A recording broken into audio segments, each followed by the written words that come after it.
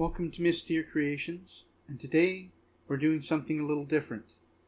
Sarah and I are talking with Vincent Treewell of The Weird Part. There's no script or plan other than talking about weird Wisconsin, which I went off topic a few times, sorry about that. It was a total of 2 hours and 18 minutes, which I'm breaking down into 4 parts we released over the next 4 weeks. This episode is a fun chat between friends. Please enjoy.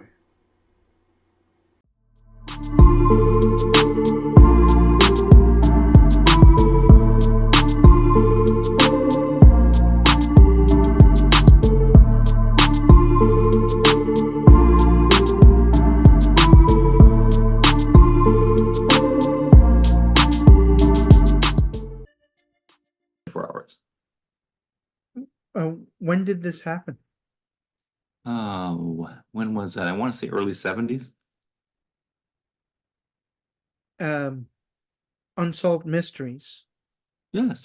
had a similar situation where maybe this craft landed because these men, they went out because they saw this weird light, and their commander came out, said, "Okay, you guys have to go. I'll look after this." And he would not tell them anything about what was going on. Both of those men had radiation burns and ended up with cancers and died a couple years later. Wow. So that seems really I don't know. It's certainly similar. And there've been other incidents, including one in Wisconsin, where the witness, who happened to be a police officer, got hit with a beam from a UFO and did die of cancer within 2 years. And it seemed to be radiation. And I don't think that is an alien spacecraft. I think that's one of ours, to be very blunt. Well, interesting stuff. Nuclear powered craft is one of the big things that they've been looking at for space travel. Oh yes. They've been working on that for a long time, including before they knew how dangerous it was. I could really see a connection there. I think a lot of the time UFO phenomena is used to cloak high-tech military projects. Absolutely.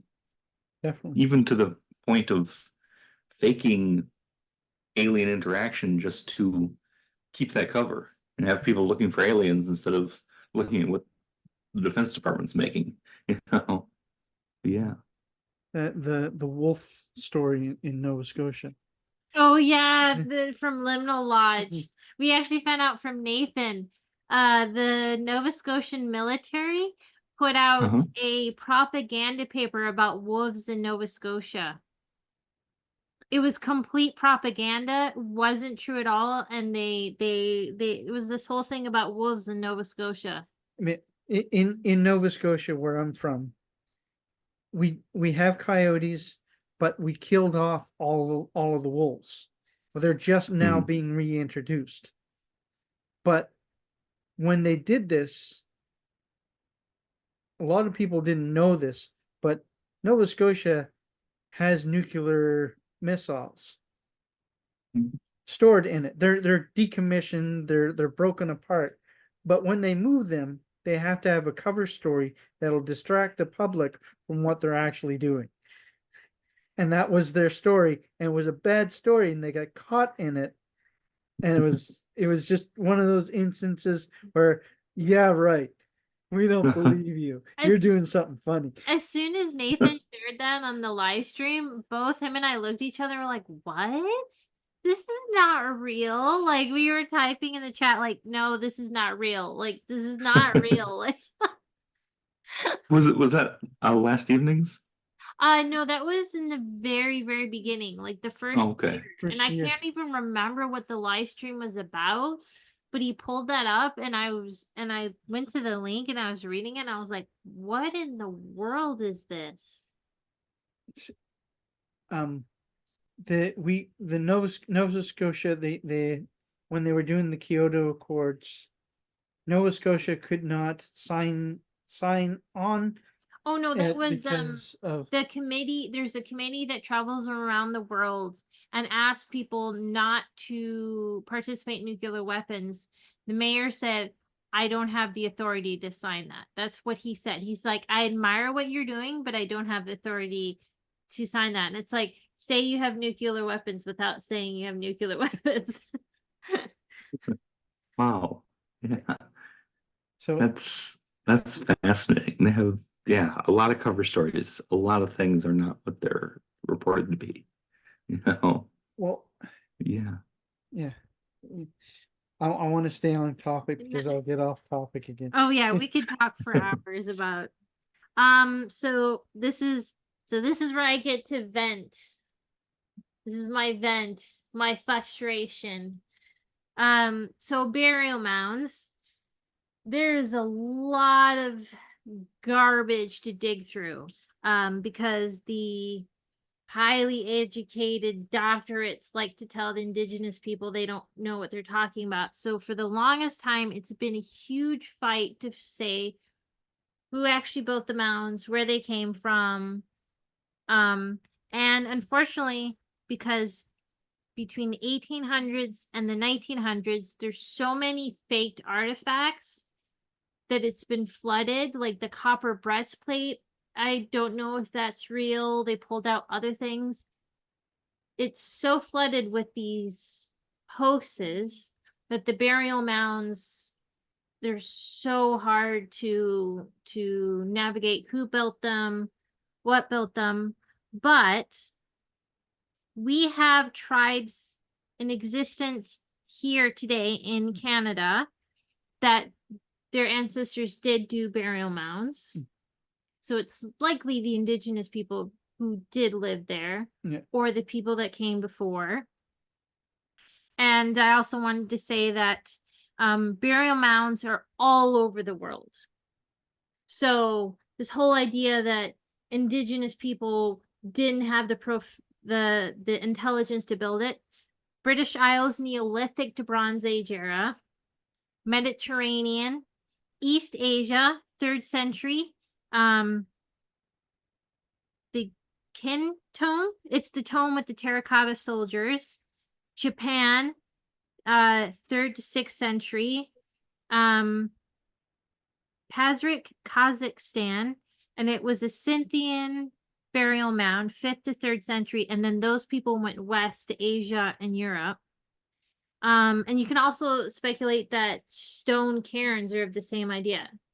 So it seems to be a collective consciousness as well as a sharing consciousness on the burial mound. So I 100% believe it's either the indigenous that are there today or whatever peoples were there first. Well, when you look at the history of indigenous people, they weren't stagnant.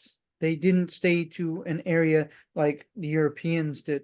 And that's why we run into problems with historians of the 17th to 19 early 1700 to 1900 of them trying to categorize them as being in this one location and not moving too far.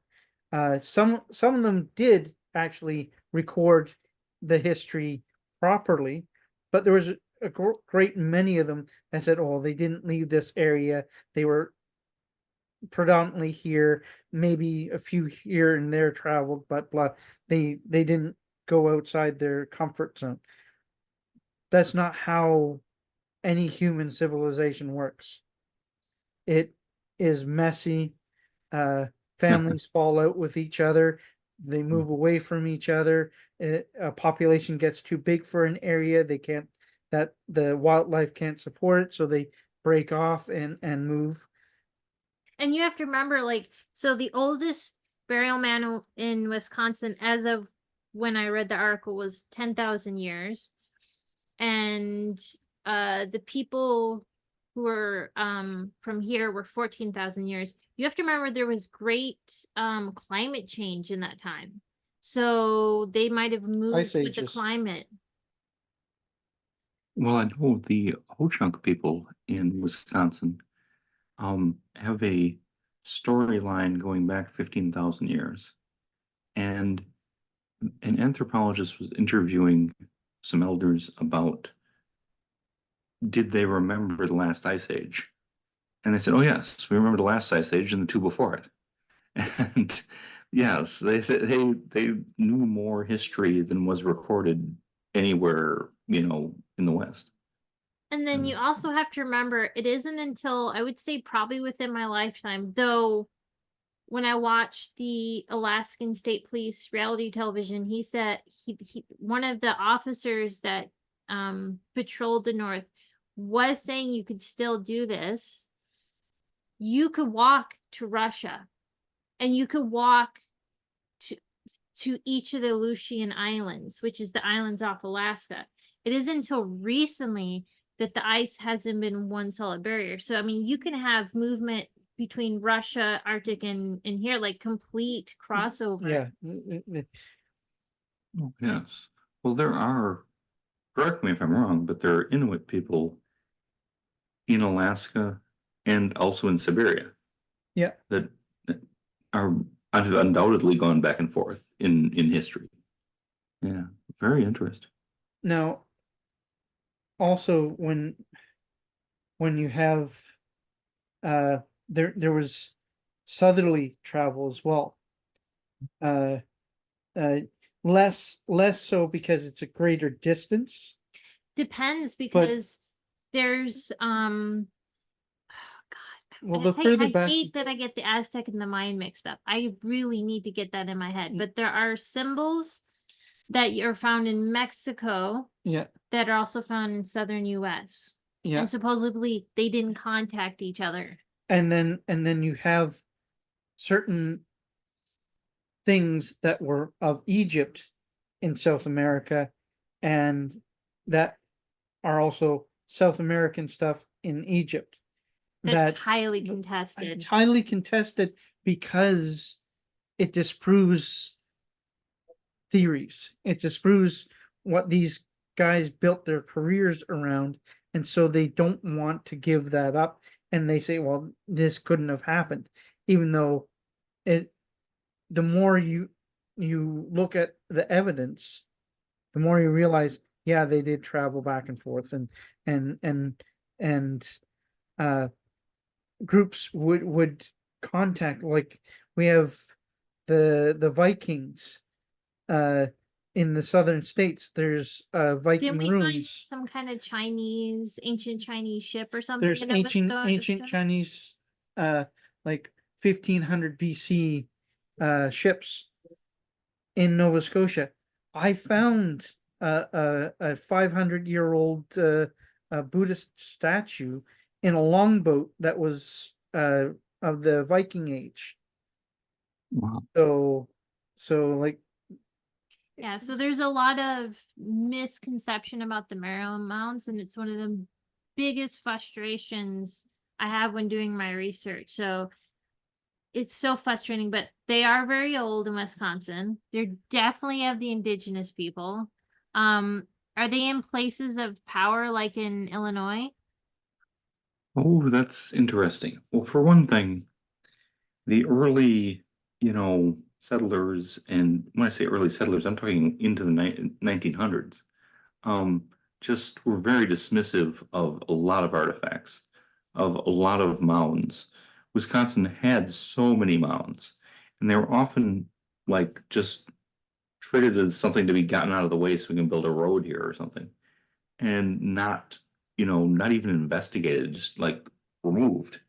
And a lot of stuff was destroyed that, can't really be replaced. But as far as what has survived, they're in some really interesting places. The one that I've been to is Mendota, where you have clear effigy mounds that look like, I remember particularly a bird, but they look like other things. And that's a major state mental hospital. It was built on top of that. And Yeah, yeah, including the place where they put the criminally insane. And Oh that just man. seems like a really bad idea. But yeah, um, some of the stuff is protected, a lot is not, and it's hit and miss. And some of the tribes have really made an effort to get back to where they lived before they were removed and get their mounds protected. But it's been a real ongoing struggle over decades. So yeah, I couldn't tell you that much about the locations, but it would surprise me if it wasn't that way, to be honest. I You know at know, least some of them are on the southern fault line. Okay.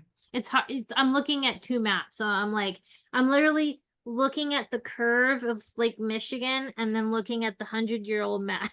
So, but I can tell that some of them are along the fault line, but they don't cluster around it. So, I'll have to see if I can make a transparency of them and then try to overlay and see if they. Wisconsin has been the most frustrating for maps. I believe Absolutely that. the most frustrating.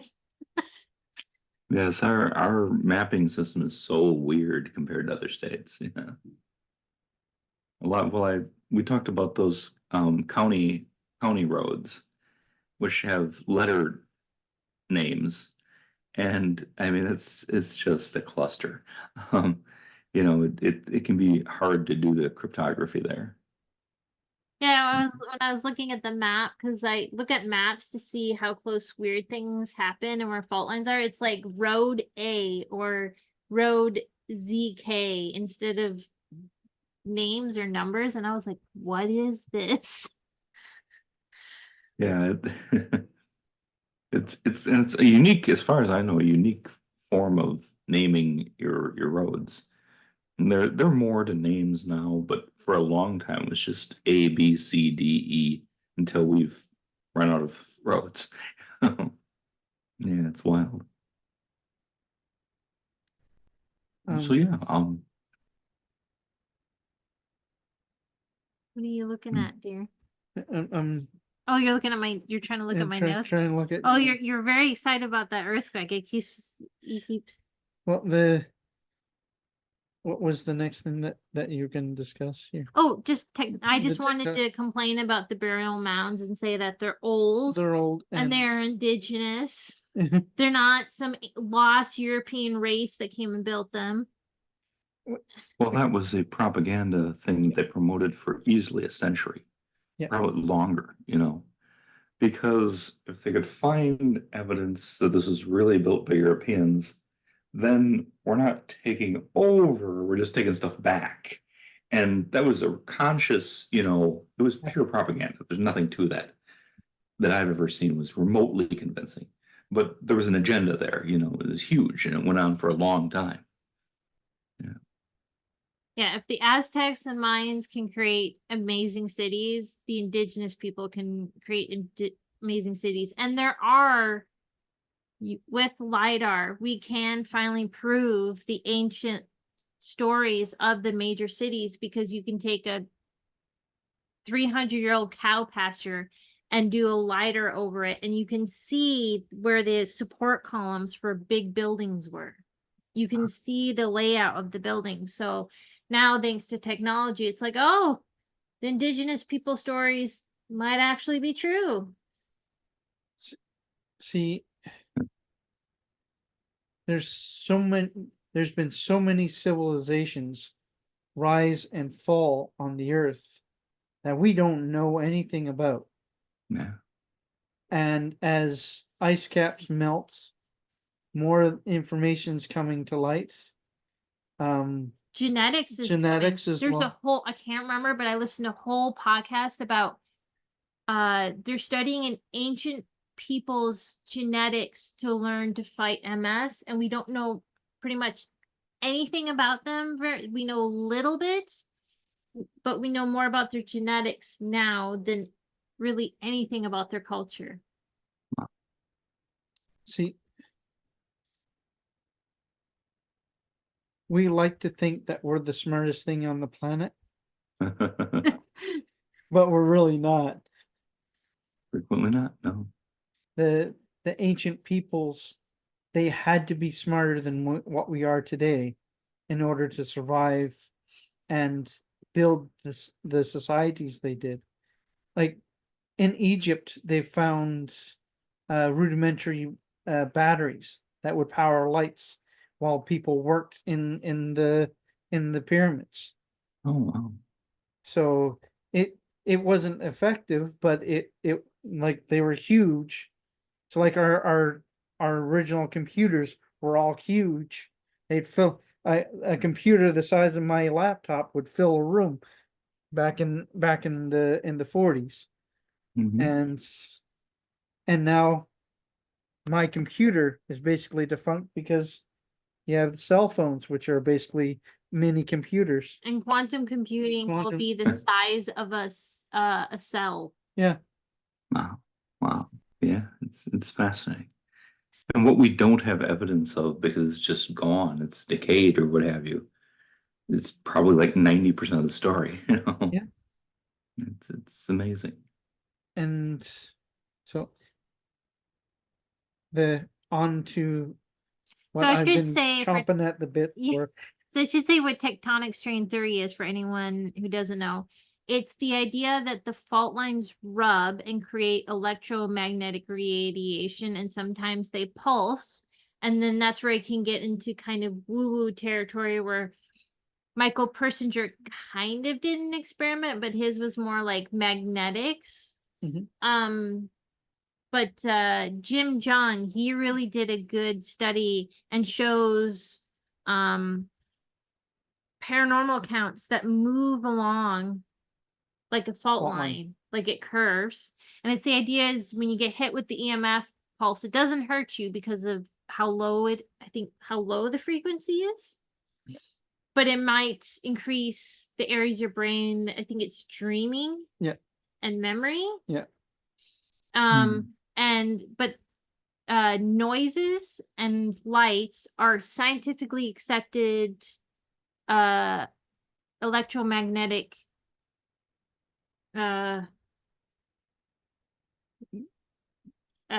created by the electromagnetic radiation. Yeah.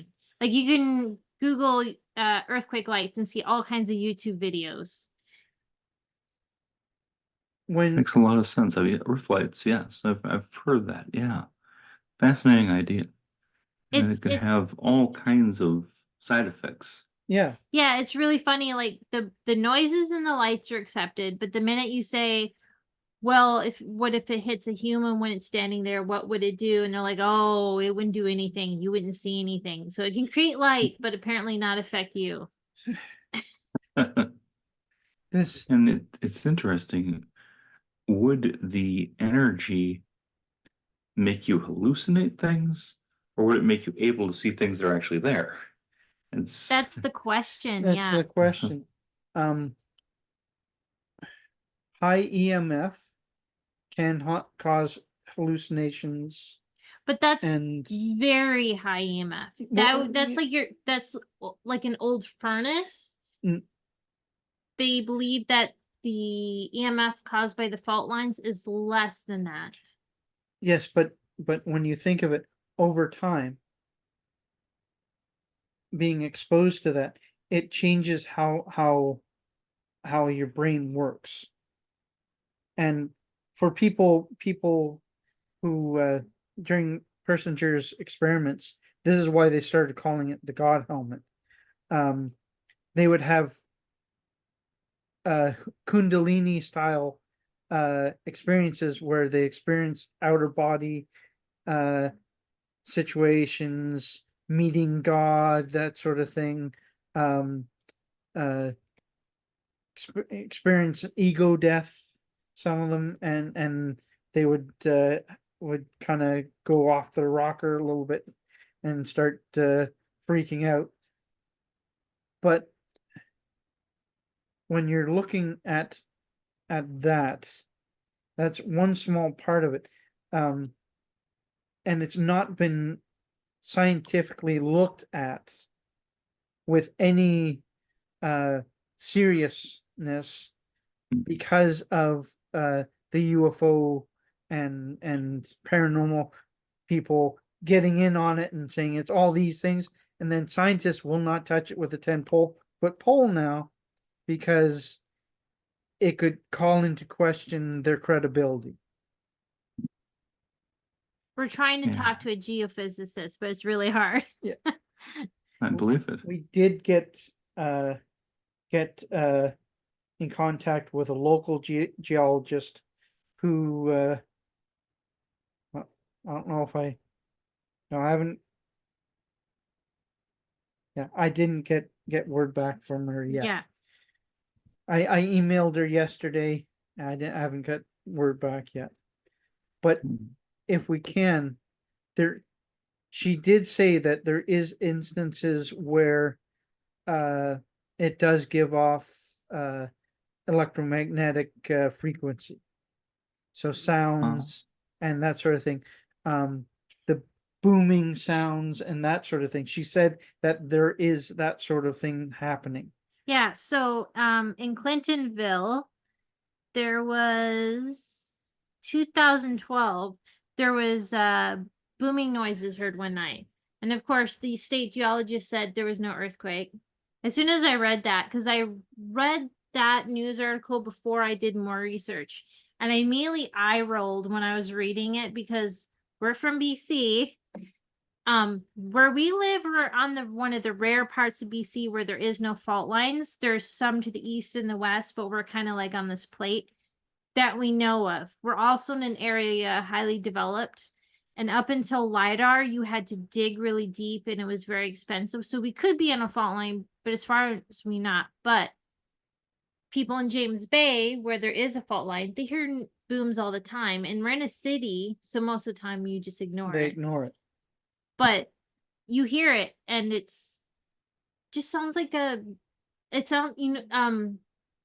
way that people describe it, it sounds like when we build buildings here, we have to dig really deep pylons. So the tamper. So it sounds like the tamper. It's like they just tampered really hard and you hear that kind of. Yeah. That basically they have to pound in Steel pylons into the bedrock to stabilize the building so that it doesn't well, the building we live in has pretty severe shifting. Yeah. And it's because we have so much water here on average that the watershed comes up in wintertime, and then over summer it recedes. The buildings in the area settle quite severely. Like in the 12 years we've been here, it's gone down about 3 inches. Our earthquake requirements, we have the most dangerous fault line in the world off the coast of Vancouver Island. So our most updated earthquake requirements are pretty strict. They have to be like for a 6 or 7 or an 8 now. Yeah. So they have to go pretty deep, and like they just built a huge hospice and home care center, and they did pylons nonstop for like 3 months for that big building. Well, 3 months steady, and then they got inspected and they had to add like 3 or 4 more. Yeah, so there's probably what 50 at least. But it's really interesting. Basically to stabilize in case of an earthquake.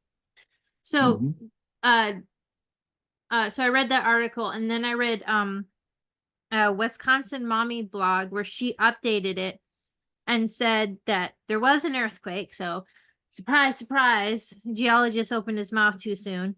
It was a 1.5 at 5.1 kilometers depth. So you wouldn't feel that, but those noises can occur sometimes, and it's also the lights.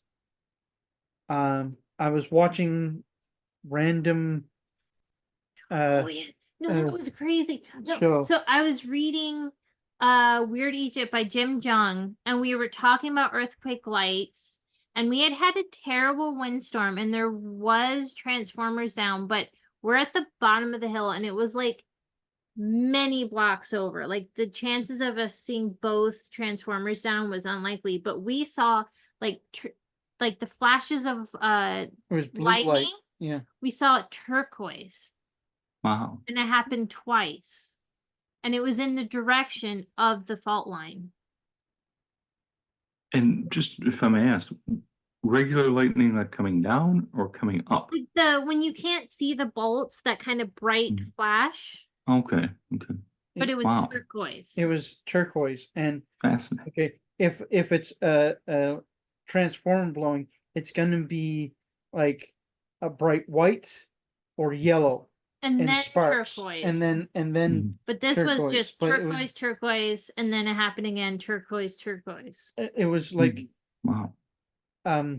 War of the Worlds.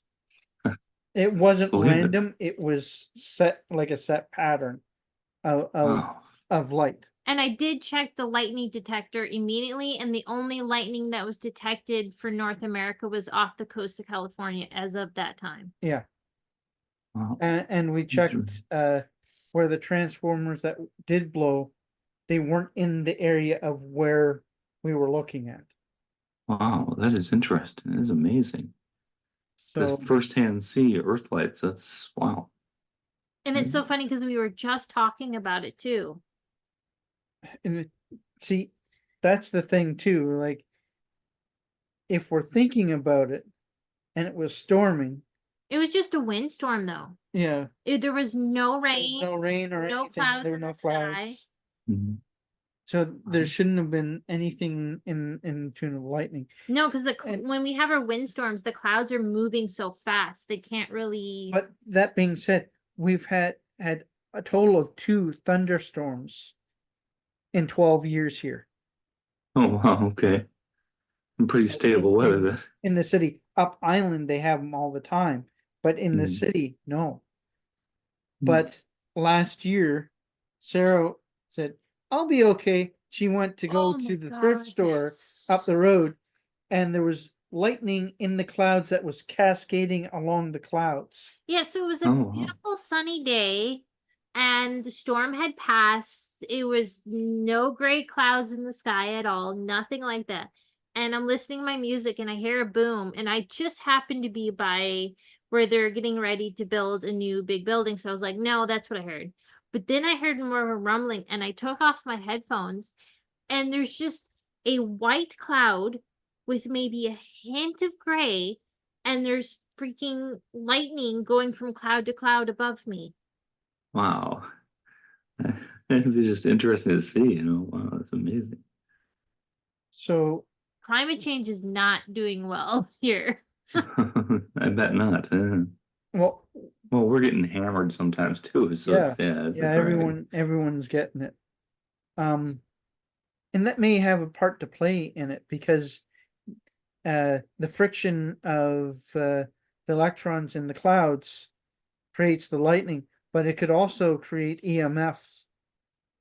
Yeah, that would stand to reason. Yes, it would. Well, we don't really know what ball lightning is yet. Like, we've made it in a lab, we've scientifically accepted it, but when we go, what is it? We're like, nobody really knows. Mhm. It comes out and floats around and does things, sometimes amazing things, and nobody don't know any of the rules. Yeah. True.